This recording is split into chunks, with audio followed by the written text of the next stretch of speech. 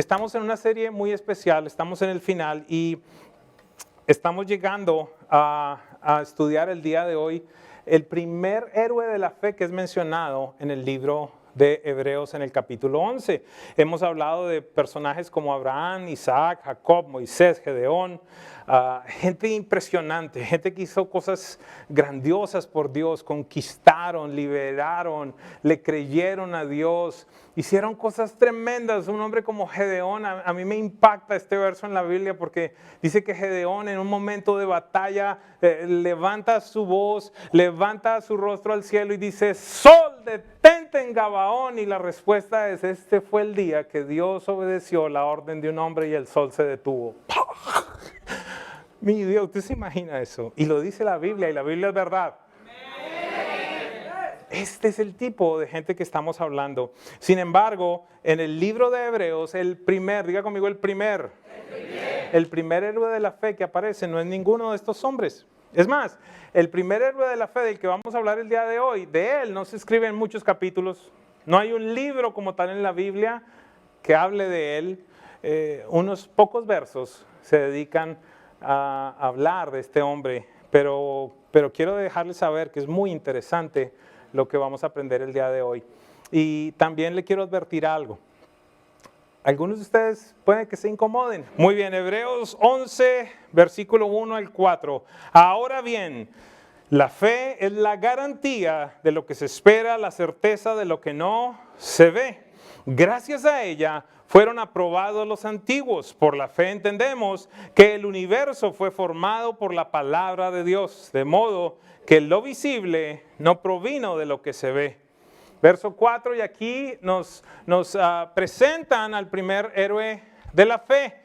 Recuerde, estamos hablando de todos estos hombres que en el verso 33, el versículo fundamental de este año, nos dice: por la fe conquistaron reinos, ¿verdad? Y el primero que aparece entonces hace mención allí en el verso 4, dice: por la fe Abel ofreció a Dios un sacrificio más aceptable que el de Caín, por lo cual recibió testimonio de ser justo, pues Dios aceptó su ofrenda. Sí, Señor, vamos a hablar de finanzas. Y el pueblo dice: ¡amén! ¿Cómo disfruto? Quiero decirte algo, iglesia. Hay personas que se molestan cuando yo hablo respecto al perdón. ¿Por qué razón? Porque están resentidos. ¿Por qué razón? Porque fueron ofendidos, porque fueron abusados, violados y no quieren perdonar. Y eso no me deja o no me tiene que impedir el predicar del perdón. ¿Por qué? Porque la Biblia lo dice, que debemos perdonar. Hay personas que no quieren que hable o que explique el diseño de Dios respecto al matrimonio. ¿Por qué razón? Porque quieren vivir como se les da la gana, quieren tener sexo antes del matrimonio, y el hecho de que tú quieras vivir como se te da la gana no implica que yo no predique lo que Dios dice. Alguien dígame algo. Hay algunos que no les gusta que hable respecto a las borracheras, a las orgías, al chisme, pero ¿qué hago entonces? ¿Cómo vengo acá por las mañanas a ver? ¿Cómo, Señor, dame algo para que la gente no se ofenda? No, yo quiero que te ofendas. Diga conmigo: lo que me ofende, revela lo que hay dentro de mí.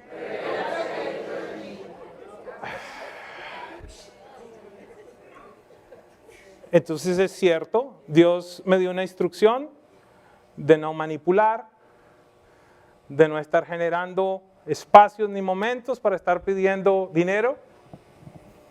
Pero de igual manera necesito tener la libertad de enseñarte los diseños de Dios respecto al dinero.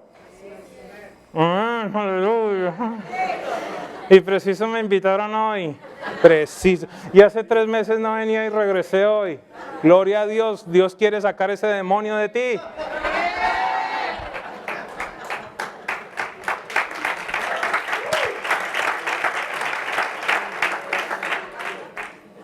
Quiero hacer algo ahora, antes de empezar a predicar, que hice al final de la primera reunión. ¿Qué quiero hacer? Y esto lo tengo que hacer en muchos de los, realmente en todos. Mi esposa me acompaña prácticamente en todos mis viajes y esto es una de las primeras cosas que tengo que hacer cuando me paro al frente de una iglesia, y es pedir perdón. Pido perdón por quien yo represento. ¿Qué represento yo? A un pastor, a un líder espiritual. que en muchos casos te ha abusado, que en muchos casos te ha manipulado,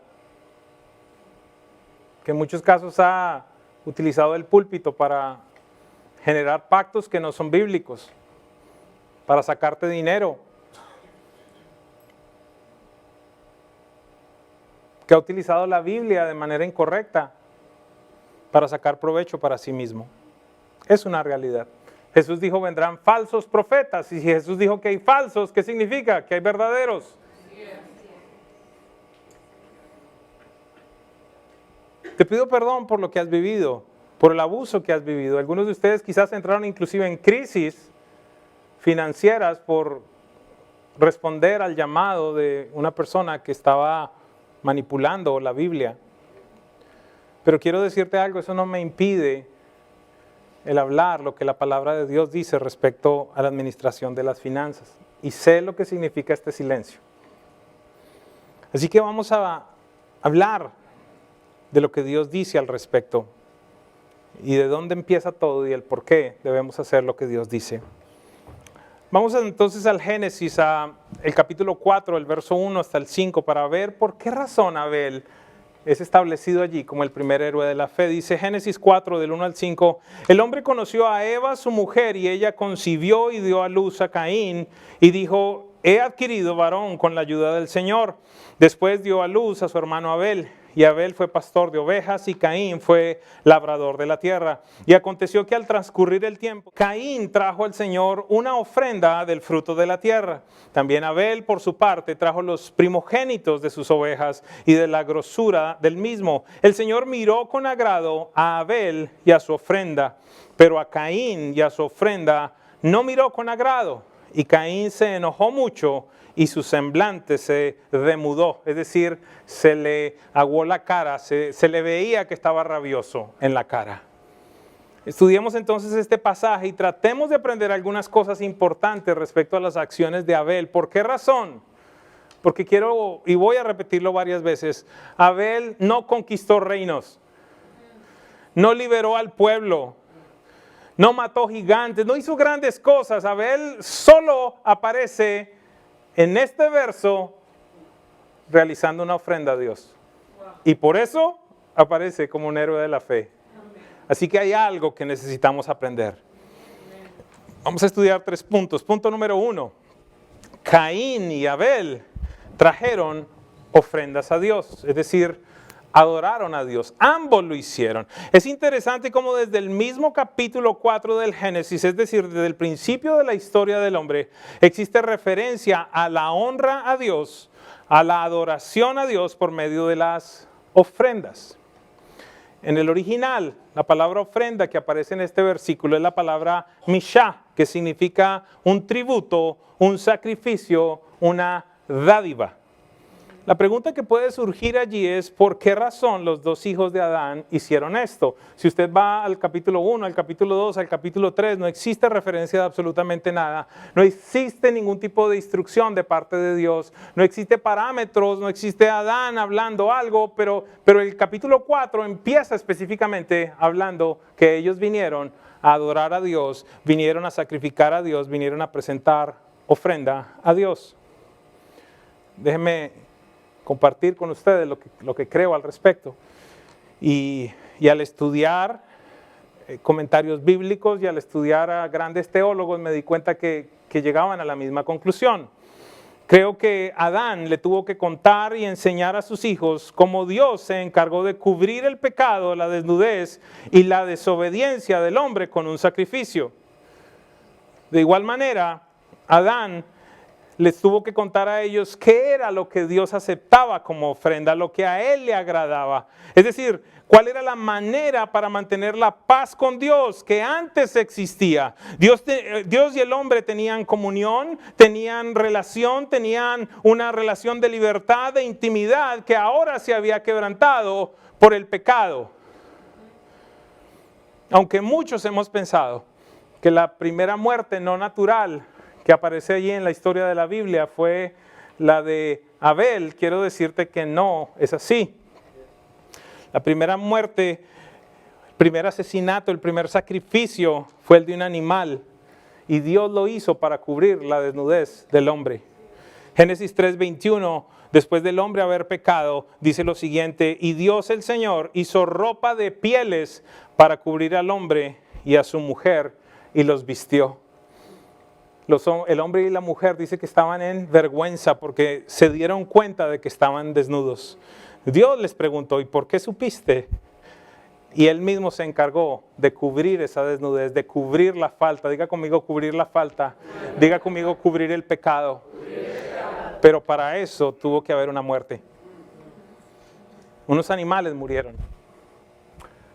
Creo que el tema de las ofrendas nace allí, porque no existe ningún tipo de referencia adicional en los capítulos anteriores.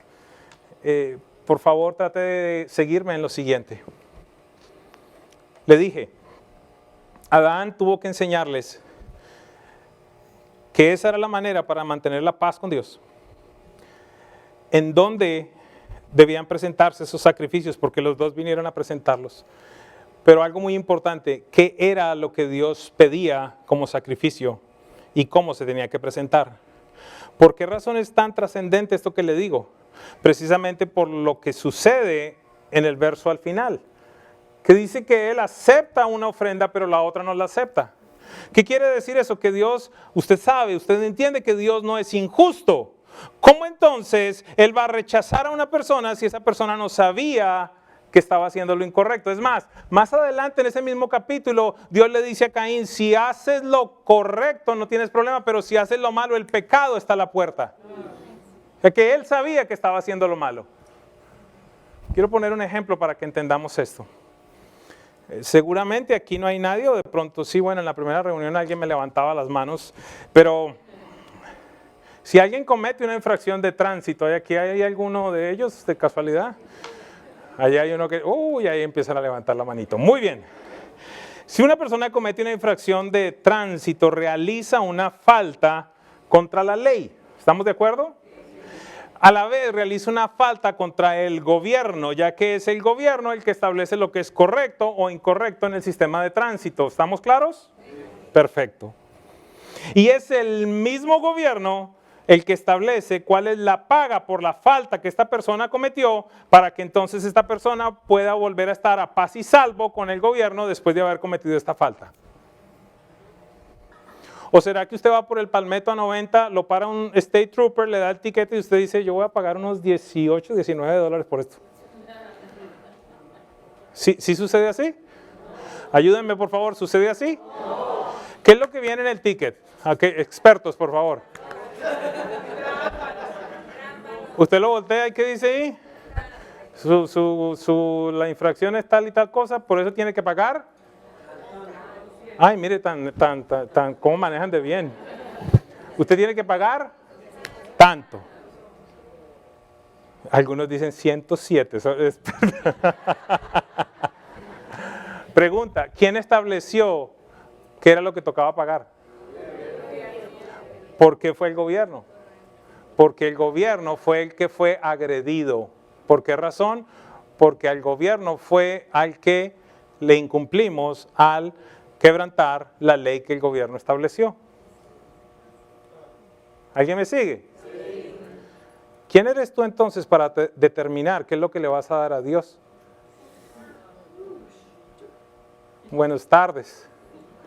Cuando Dios ya estableció qué es lo que se le tiene que regresar a Él. En esencia, iglesia, quiero resaltar esta frase: el infractor no escoge la multa a pagar para estar a paz y salvo con el agraviado. Y quiero aclararle algo: sé que estamos bajo la gracia, sé que Cristo pagó el precio, pero este es un principio que Dios estableció. Adán le enseñó a sus hijos que así como Dios sacrificó por ellos, ellos debían hacer sacrificios a Dios del fruto de su trabajo como una muestra de honra, de agradecimiento, de adoración y de búsqueda de la paz con Dios. Sin embargo, creo que debió existir una enseñanza adicional que era una descripción de lo que Dios aceptaba como ofrenda. De otra forma, la reacción que Dios tuvo hubiese sido injusta. Es más, iglesia, mire,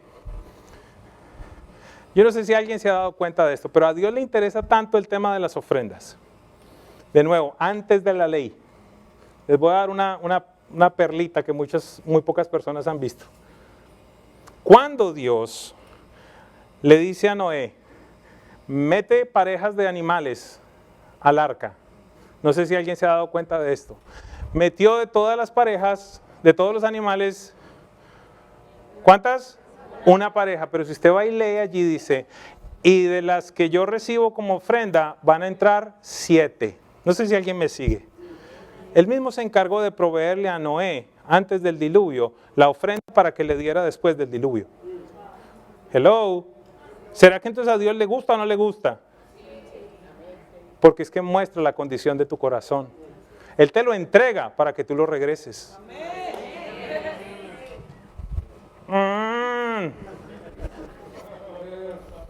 ¿Por qué la respuesta de Dios ante las ofrendas de estos dos muchachos? Leamos nuevamente el verso.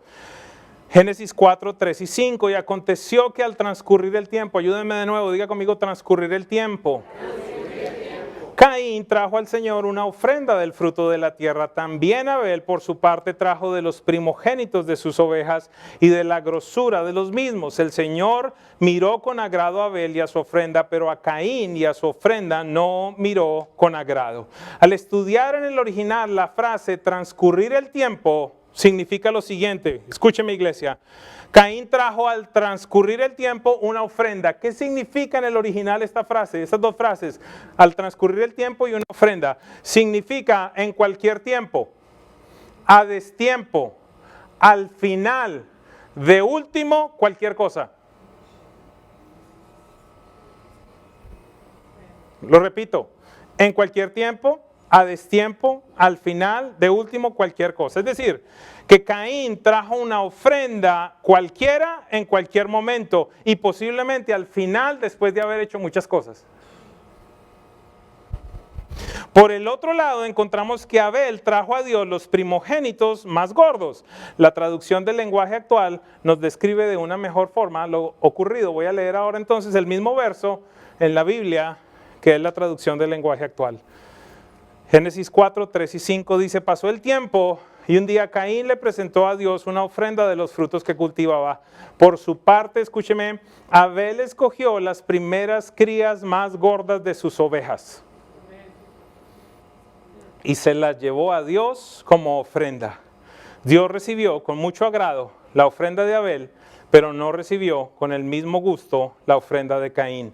Esto molestó mucho a Caín y en su cara se le veía lo enojado que estaba.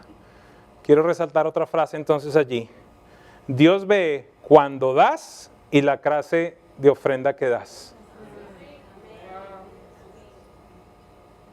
Ay, pero es que eso es en el Antiguo Testamento. En Lucas 21 dice la Biblia que Jesús se paró allí donde estaba Ale, en la entrada del templo, al lado de las cajas de las ofrendas. Y se paró allí. Imagínense el domingo yo allí. Déjeme ver el sobre. Pero tú ganas 50 pesos. Pero si yo sé que tú ganas como 100,000. ¿Qué tal que fuera así, verdad? Qué horrible. Yo no tengo que estar preocupado por la plata. Yo tengo que preocuparme por predicar. Pero Jesús se paró allí. Como para aquellos que dicen que no le importa a Dios este tipo de cosas. Jesús se paró allí y le preguntó a los discípulos, ¿quién fue el que más dio? Y entonces dice allí que los ricos venían y tiraban allí, ¿verdad? Pero vino una viuda. Así que no, diga conmigo, no importa la cantidad, importa la proporción. No sé si me hago entender. Mire, Dios es tan sabio que a todos nos puso dar lo mismo. Si tú ganas 1,000,000, tienes que regresar 100,000. Y si ganas 100,000, tienes que regresar 10,000. Y si ganas 1,000, tienes que regresar 100. A todos nos puso regresar, lo mismo. La misma cantidad. Con las ofrendas es diferente porque la ofrenda es lo que tú das a Dios, no lo que regresas. sea que el tema, aquí lo importante no es la cantidad, sino la proporción. ¿A qué me refiero? Que puede haber personas que dan $200 a Dios y están dando un 25% de su ingreso. Y otros pueden estar dando $10,000 mensuales y están dando el 3% de su ingreso. ¿Me hago entender? Mucho silencio. Dios ve entonces cuándo das y la clase de ofrenda que das. Punto número 3. ¿Por qué Abel aparece en la lista de héroes? ¿No le parece a usted gracioso eso? ¿No le parece extraño que este hombre aparezca allí como el primero de los héroes? Hebreos 11:4 de nuevo dice, por la fe Abel ofreció a Dios un sacrificio más aceptable que el de Caín, por lo cual recibió testimonio de ser justo, pues Dios aceptó su ofrenda. Por la fe Abel, a pesar de estar muerto, habla todavía. Imagínense, este hombre fue el primer asesinado en la Biblia y esta mañana está predicando aquí. Debemos entender algo. Una cosa es dar una ofrenda en algún momento del mes o dar de lo que te sobra y no te cuesta, y otra cosa muy diferente, dar lo primero y lo mejor que te llega a Dios cuando Él te lo pide. Si ustedes comprendieran la libertad que esto produce en la vida de un creyente. Hoy estoy hablando en contra de Mamón. ¿Quién es Mamón? Jesús dijo, nadie puede servir a Dios y a Mamón. Nadie puede servir a Dios y a la riqueza. Jesús no comparó a Dios con absolutamente nada más, sino contra un ser que es altivo, orgulloso, que era un dios de origen en Babilonia, Babel, llamado Mamón. Y Mamón es un espíritu que gobierna las finanzas, que es orgulloso, que es atrevido. ¿Por qué razón? Porque te promete lo que únicamente Dios te puede dar. Tus finanzas están bajo el dominio, bajo un espíritu, el de Dios o el de Mamón. Uno de los dos. O Dios o Mamón. No hay otra opción. Cuando está bajo Mamón, Mamón te dice, yo te puedo dar influencia, yo te puedo dar paz, yo te puedo dar estabilidad, yo te puedo dar un nombre. Y quiero decirte algo, eso solo te lo puede dar Dios.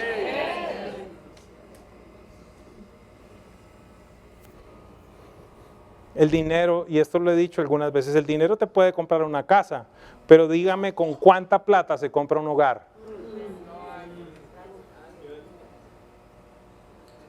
El dinero te puede pagar la cuota, la membresía de un gimnasio, pero dime con cuánta plata pagas la salud.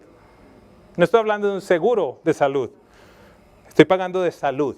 Que Dios en determinado momento sopló y tú fuiste un ser viviente. Dime, no hay manera. Es lo que necesitamos entender. Tus finanzas entonces están bajo el gobierno de Dios o bajo el gobierno de Mamón. ¿Por qué entonces se habla de la fe de Abel? Porque él sacrificó los primogénitos, es decir, él sacrificó, por si acaso lo voy a explicar, él sacrificó los primeros animales nacidos. ¿Qué quiere decir eso? Que él confió que después nacerían más animales.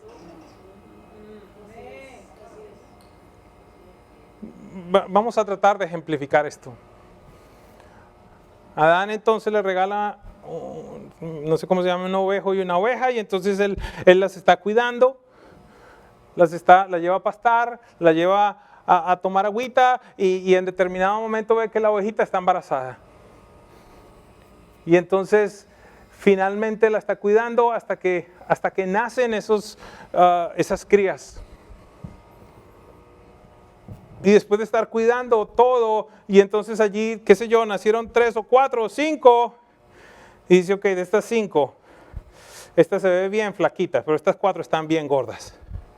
Estas 4 son las que yo voy a coger, voy a matar y voy a llevar para sacrificar delante de Dios. Porque confío que Dios del mismo lugar donde me dio estas, va a traer otras nuevas. Esa es la fe. ¿Qué sucedió con Caín? Según lo que entendemos aquí, que posiblemente de la segunda, tercera, cuarta o quinta cosecha trajo los tomates podridos. Alguien dígame algo, por favor. Al transcurrir el tiempo trajo una ofrenda. ¿Sabes algo? Si te pusieras a estudiar en el famoso libro de Malaquías, allí dice, ¿ustedes no le presentan a los reyes los terneros magullados o con los testículos dañados o los ciegos? ¿Por qué entonces me traen eso a mí? Ahí usted tiene que ver que Dios sí se fija en lo que uno le da. Abel está allí como un hombre de fe porque él confió, porque él entregó todo lo que tenía, esperando que Dios era bueno y le iba a regresar aún algo mejor. El primer héroe de la fe es mencionado en Hebreos 11, no por ser un libertador, no por derrotar gigantes, no por conquistar grandes reinos, no por realizar grandes prodigios, no por salvar al pueblo de Dios o dirigir a una nación.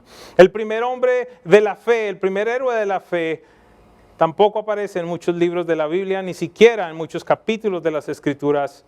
Su historia solo aparece en unos pocos versos, enseñándonos cómo se le debe dar a Dios y dejándonos ver lo que genera en el corazón de Dios nuestras ofrendas.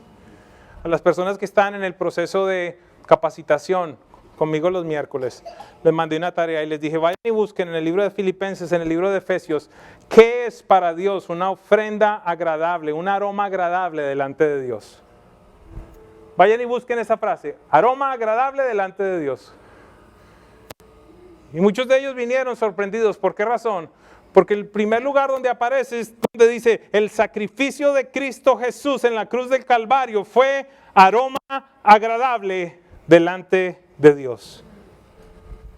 Y el segundo lugar donde aparece es cuando dice Pablo, ustedes me enviaron sus ofrendas para mi manutención, para que yo pudiera predicar el evangelio, para que yo me pudiera mantener. Eso es una ofrenda agradable delante de Dios. Pablo fue tan atrevido de comparar las ofrendas que traían las personas a la iglesia con la ofrenda del sacrificio de Jesucristo en la cruz. Y nos deja saber la Biblia entonces, y por la fe, Abel, a pesar de estar muerto, habla todavía.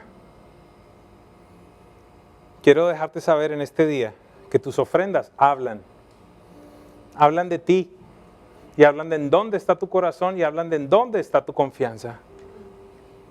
Quiero dejarte saber adicionalmente que el primer héroe de la fe lo fue por una ofrenda, no por conquistar reinos, no por ser el héroe de una nación, sino por una ofrenda. Quiero dejarte saber adicionalmente que Abel murió por la ofrenda que dio. ¿Hay alguien que escuche eso esta mañana? Abel murió por esa ofrenda, porque ¿qué fue lo que causó en su hermano la ofrenda? Envidia. ¿Será que tus ofrendas a Dios causan algo en alguien? Semana pasada hablaba con un empresario y me dijo, pastor, ora por mí, por favor, que me va a auditar el IRS. Yo le dije, ¿y eso? Me mandaron una carta que porque estoy dando mucha plata a la iglesia. Yo le dije, gloria a Dios. Qué buen problema. ¿No le parece rico que a uno le llegue una carta diciendo, usted está dando mucha plata a la iglesia? Le pido al Espíritu Santo que mate ese espíritu de pobreza de algunos de ustedes que anhelan y viven esperando un regreso, un retorno del IRS. Ahí sí no les gustó mucho. ¿Por qué razón? Eso significa que no produjo suficiente. Acabemos con esa mentalidad de pobreza. Qué bueno que le toque pagar impuestos. ¿Por qué razón? Porque produjo. Qué bueno, créanmelo. Qué bueno que produzcamos. Es una promesa de Dios. Ustedes serán cabeza y no cola. Jesús no tuvo problema para pagar impuestos. ¿Por qué tienes problema tú para pagarlos? Hoy demostramos nuestra fe, obediencia, adoración y honra a Dios. Y le adoramos por medio de nuestras finanzas. Cuando tú regresas el primer 10% de tu ingreso, estás actuando como Abel al decirle a Dios: creo que con el resto tú me sostendrás, creo que me multiplicarás, pero sobre todo deseo que me veas a mí y a mi ofrenda con agrado, ser aprobado delante de ti con mis finanzas. ¿Entiende algo? La salvación no tiene nada que ver con los diezmos. Lo tengo que predicar tal cual es. Porque por gracia ustedes son salvos por medio de la fe, y esto no de vosotros, pues es un don de Dios, no por obras para que nadie se gloríe. Si fuera por ofrendas, Dios sería injusto. ¿Por qué razón? Porque Bill Gates estaría de primero en la fila al cielo. Porque cuando tú o yo vamos a dar 5,000 o 7,000 billones de dólares para la caridad, no es por obras. No es por obras. No es por dinero. Si te molesta el tema del diezmo, debes entender que este no es un diseño de un hombre, sino es el diseño de Dios. Es más, te dejo saber, el tema de lo que le pertenece a Dios aparece desde Génesis, con el árbol del conocimiento del bien y del mal, con el árbol de la vida. Todo esto ustedes pueden tocar, esto no lo toques. Y el hombre sigue tocando lo que le pertenece a Dios, y eso causa la muerte.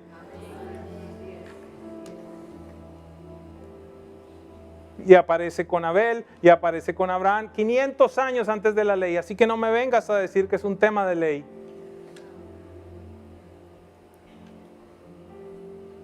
Y Jesús nos habla al respecto. Jesús le dice a los fariseos: ustedes tienen que diezmar de todo, pero tienen que hacer también obras de caridad. Y cierro con esto. En Hebreos capítulo 7, versículo 1 al 8, les quiero dejar saber quién verdaderamente recibe sus diezmos.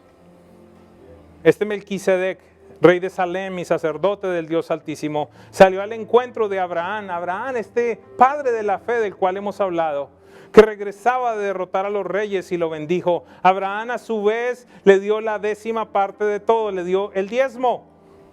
El nombre Melquisedec significa, en primer lugar, rey de justicia. ¿Hay alguien en este lugar que sepa quién es el rey de justicia? Jesús.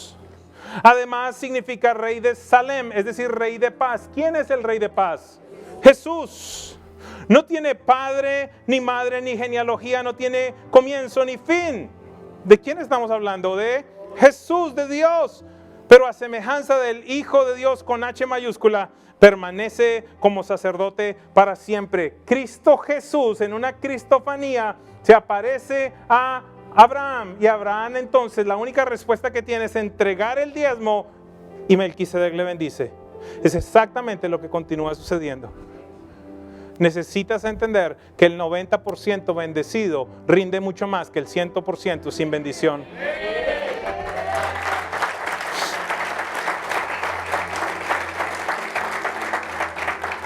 Consideren la grandeza de este hombre, Melquisedec, a quien nada menos el patriarca Abraham dio la 10ª parte del botín. Ahora bien, los descendientes de Leví que reciben el sacerdocio tienen por ley el mandato de cobrar los diezmos del pueblo, es decir, de sus hermanos. ¿Cómo te explico esto? Nuevo Testamento, Hebreos, ahí está.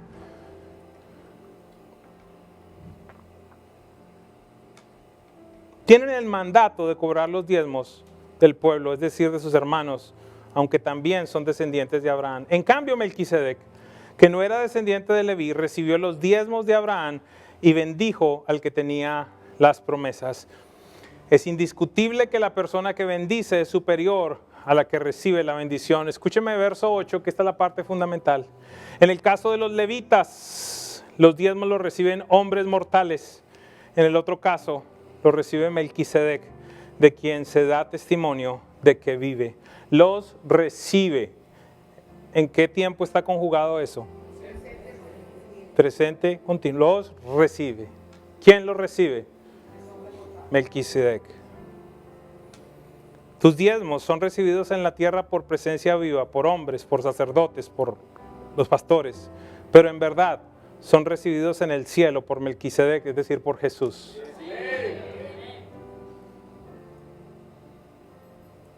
En verdad los recibe Melquisedec, que se da testimonio de que vive. Es un diseño de Dios, iglesia. Y yo no puedo dejar de predicar lo que la palabra de Dios dice.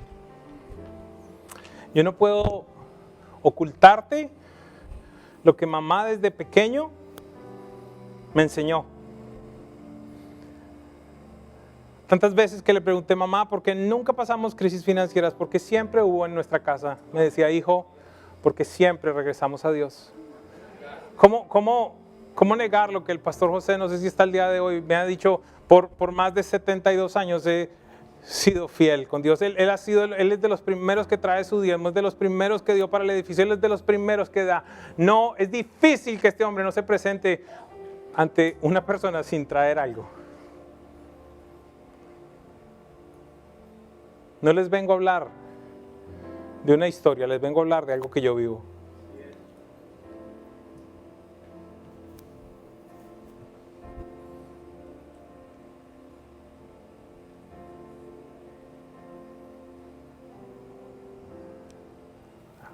Hay algunos empresarios que dan limosnas en este lugar.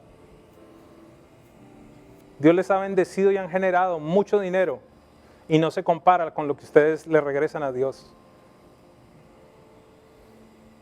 Y Dios se hace una pregunta, ¿robará el hombre a Dios? Sí, me están robando con mis diezmos y con mis ofrendas. Yo quisiera pedirle que usted vaya y revise sus utilidades, sus ingresos, sus P&L y verifique si está a paz y salvo con Dios. Si usted tiene un negocio, sí está bien que usted diezme de su salario, pero usted tiene que diezmar de su negocio. ¿O acaso el negocio no se lo dio Dios? Amén.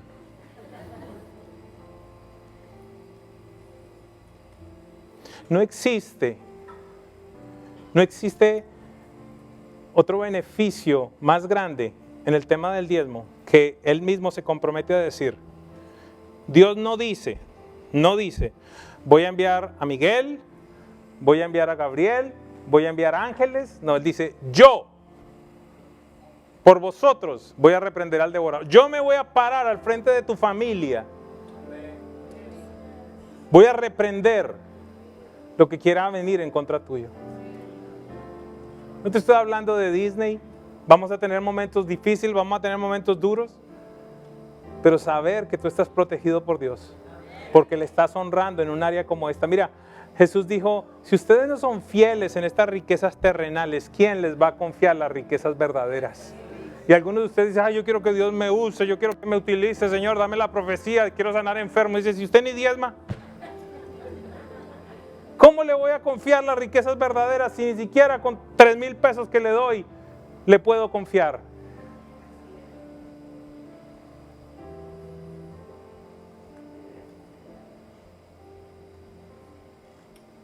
Hoy hay muchos de ustedes que salen de la esclavitud, iglesia, a nuevos tiempos.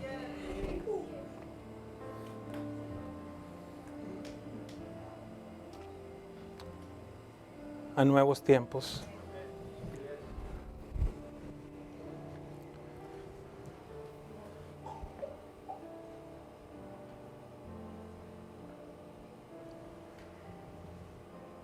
Hoy es un día santo.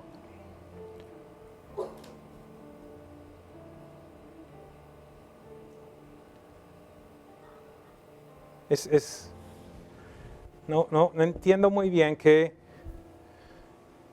es lo que sucede en el ambiente, pero hay como una circuncisión en el corazón. Sé que hay luchas para algunas personas, porque este es un tema de creer. Sé que es difícil, pero es el Dios, el creador de los cielos y de la tierra, que Él escribió allí, pruébame. No es un hombre. Yo no puedo causar nada en ti, yo no puedo protegerte, yo no puedo cubrirte.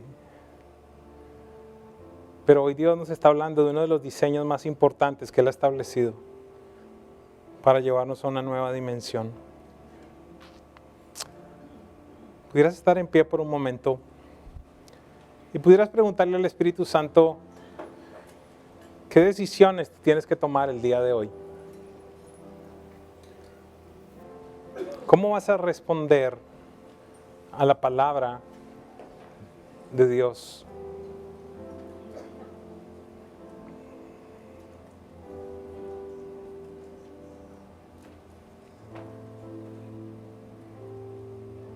Siento a Cristo entronándose en este lugar de una manera muy especial.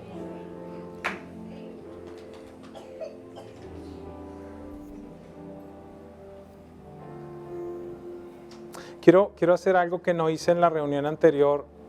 Quiero dejar en libertad a las personas que tengan que salir en este momento. Ayúdenme a retirar esto, por favor.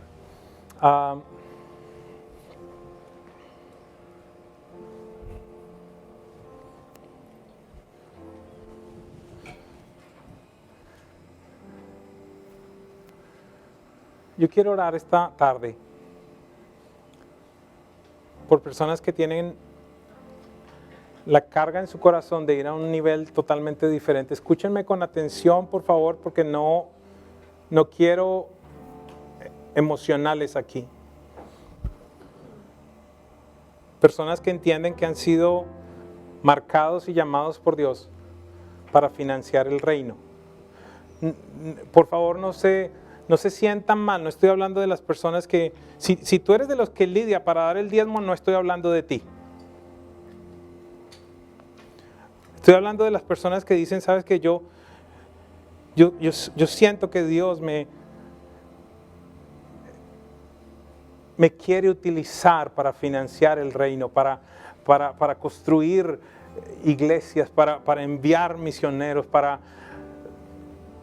interrumpir la pobreza en naciones. Para eso se requieren recursos, pero adicional a eso se requiere un don de Dios, una manifestación del Espíritu de Dios. En Romanos capítulo 12 claramente lo dice. Es una capacitación del Espíritu, la generosidad. Y dice que el que recibe eso lo tiene que operar por fe.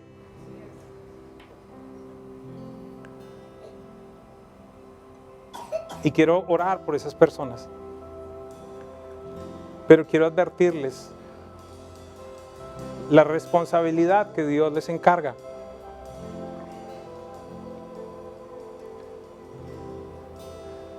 Recuerden algo, amados. Dice la Biblia, Jesús hablando, dice que dio talentos, que dio de acuerdo a la capacidad que tenía cada uno, y después regresó a pedir cuentas.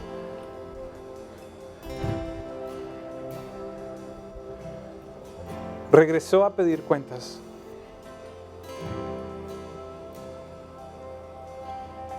Que Dios te halle confiable para que te entregue recursos. Sobre todas las cosas, que te halle como un mayordomo. Mayordomo es aquel que entiende que no es dueño. Les advierto, no se preocupen, no estamos pidiendo ofrendas, no voy a pedir ofrendas, porque a veces está la gente allí, ay, ya sé, ya van a pedir algo. No voy a pedir absolutamente nada, quiero dar en este día de lo que Dios ha puesto en esta casa.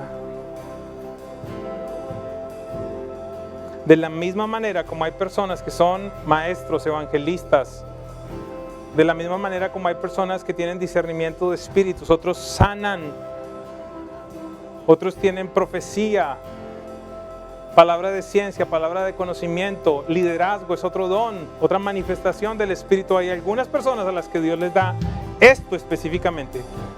Bendito Dios, te doy gracias, te doy gracias. Y bueno, la pregunta también está extendida para ti que estás ahí a través del internet, que nos estás escuchando. ¿Cuál es el corazón que tú hoy decides tener? Ese corazón de Caín, ya lo vimos, es una radiografía bastante fea, bastante de las que no quisiéramos tener, pero que muchas veces pudiéramos nosotros caer en eso. Hoy la invitación que nuestro Padre nos está haciendo es hacer verdaderamente como Abel, atraerle a Él lo primero y lo mejor. Y aquí en Estados Unidos celebramos en este mes de noviembre el mes de acción de gracias. Yo te invito, tal vez ahí en tu país, Colombia, Venezuela, Uruguay, Chile, el que sea que tú vivas, que tú tomes un tiempo para agradecerle a Dios por todos estos 10 meses de bendiciones, de protección, de provisión, de amor, de paz, de lo que Él te haya sacado. No sé de dónde Dios te ha sacado, pero estoy segura que Él está contigo y Él te ha mostrado su amor y su amor incondicional y su amor inmenso. Así que déjanos saber y déjale saber a Dios cuán agradecido estás con Él, y prepara una ofrenda. Y si quieres unirte y esta es tu casa espiritual, yo te invito a que tú envíes a través de GoFundMe, a través de nuestras plataformas, para que te unas con nosotros a edificar este centro de entrenamiento global que estamos construyendo para Dios y para nuestras generaciones. Te bendigo, déjanos saber si también tienes motivos de oración para estar orando por ti, y una vez más, gracias por ser parte de lo que Dios está haciendo en el mundo entero. Nos vemos el próximo domingo.